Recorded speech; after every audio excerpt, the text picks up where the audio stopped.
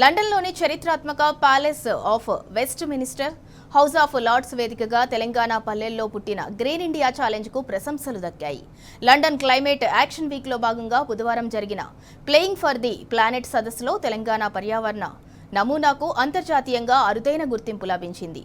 రామ్ఫాల్ institute, igniting minds సంస్థలు సంయుక్తంగా నిర్వహించిన ఈ సదస్సులో రాజ్యసభ మాజీ సభ్యులు, igniting minds chairman Santosh Kumar ముఖ్య అతిథిగా పాల్గొని కీలక ప్రసంగం చేశారు.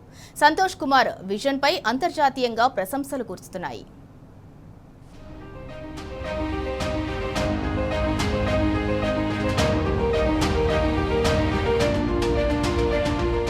తెలంగాణలోని ఒక పల్లెటూరులో మొదలైన గ్రీన్ ఇండియా ఛాలెంజ్ కు హౌస్ ఆఫ్ లార్డ్స్ వేదికగా ప్రశంసలు దక్కాయి. లండన్ క్లైమేట్ యాక్షన్ వీక్ లో పాల్గొన్న గ్రీన్ ఇండియా ఛాలెంజ్ సృష్టికర్త మాజీ ఎంపీ సంతోష్ కుమార్ పై కూడా ప్రశంసల వర్షం కురిసింది. తెలంగాణలోని ఒక పల్లెటూరులో మొదలైన గ్రీన్ ఇండియా ఛాలెంజ్ అనే చిన్న ఆలోచన హౌస్ ఆఫ్ లార్డ్స్ కు ఎలా చేరుకున్నదో ఆయన వివరించారు.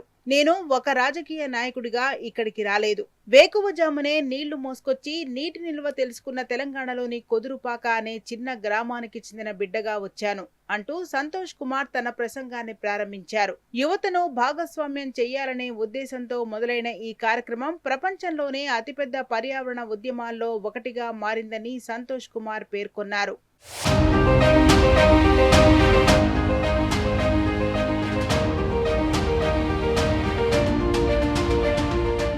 రాబోయే గ్లాస్గో 2026 కామన్వెల్త్ గేమ్స్ ఆంటిగ్వా బార్బుడాలో నిర్వహించే చోగం సమావేశాల కంటే ముందు జరుగుతున్న ఈ లండన్ సదస్సు పర్యావరణ పరిరక్షణలో కీలక ముందడుగని నిర్వాహకులు అభిప్రాయపడ్డారు. ఈ ఏడాది డిసెంబర్లో హైదరాబాద్ లో క్లైమేట్ యాక్షన్ వీక్ నిర్వహిస్తామని సంతోష్ కుమార్ వెల్లడించారు. వసుదైక కుటుంబం అనే భారతీయ సిద్ధాంతంతో పర్యావరణ పరిరక్షణకు అందరూ ఒకే కుటుంబంగా కలిసి రావాలని పిలుపునిచ్చారు. వాతావరణ మార్పులను ఎదుర్కోవడానికి కామన్వెల్త్ దేశాలతో, ముఖ్యంగా చిన్న ద్వీప దేశాలతో కలిసి పనిచేసేందుకు కట్టుబడి ఉన్నామని పునరుద్ఘాటించారు సంతోష్ కుమార్.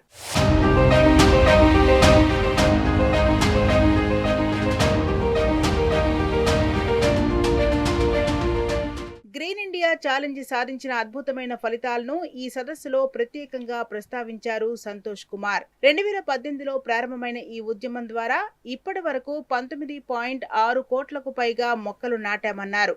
సాంకేతికతను జోడించి 2024 నుంచి వీటికి జియో ట్యాగింగ్ చేయడంతో పాటు శాటిలైట్ ద్వారా పర్యవేక్షిస్తున్నారు. ఈ బృహత్తర కార్యక్రమంలో 4.4 కోట్ల మంది పౌరులు భాగస్వాములయ్యారు. 33 దేశాల్లో 21,000కు పైగా నీటి సంరక్షణ నిర్మాణాలను చేపట్టడం ద్వారా ఏటా 3.57 టీఎంసీల నీటిని ఆదా చేస్తున్నారు. ఈ కార్యక్రమం భారత రాష్ట్రపతి ప్రశంసలతో పాటు ఐక్యరాజ్య సమితి ఫ్రేమ్ వర్క్ కన్వెన్షన్ 29వ సదస్సు, ఎడారీకరణను నిరోధించే ఐక్యరాజ్య సమితి కన్వెన్షన్ 16వ సదస్సులకు అబ్జర్వర్ హోదాను పొందింది.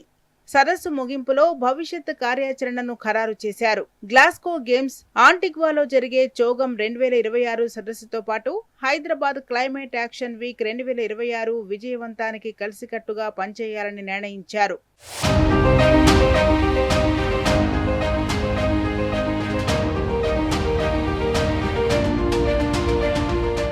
తెలంగాణ పచ్చబడటంలో మాజీ ముఖ్యమంత్రి కేసీఆర్ దార్శనికతను సంతోష్ కుమార్ ఈ అంతర్జాతీయ వేదికపై కొనియాడారు. పురాతన భారతీయ సంప్రదాయమైన పంచభూతాల పరిరక్షణను కేసీఆర్ ఆధునిక పాలనతో మిళితం చేశారని, దాని ఫలితంగా కేవలం 10 ఏళ్లలో తెలంగాణలో అటవీ విస్తీర్ణం 21% నుంచి 28% పెరిగిందన్నారు.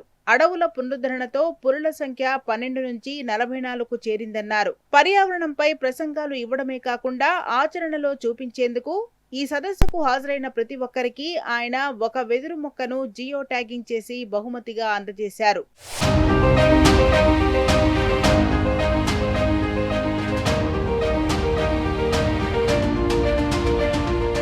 సంతోష్ కుమార్ పై కెన్యా ప్రతినిధి బృందం ప్రశంసల వర్షం కురిపించింది. కెన్యా డిప్యూటీ స్పీకర్ సెనేటర్ కతూరి మురుంగి నేతృత్వంలోని ఎంపీల బృందం మాట్లాడుతూ జీఐసీ కార్యక్రమాన్ని ప్రపంచవ్యాప్తంగా అవసరమైన గొప్ప ఉద్యమంగా కీర్తించారు.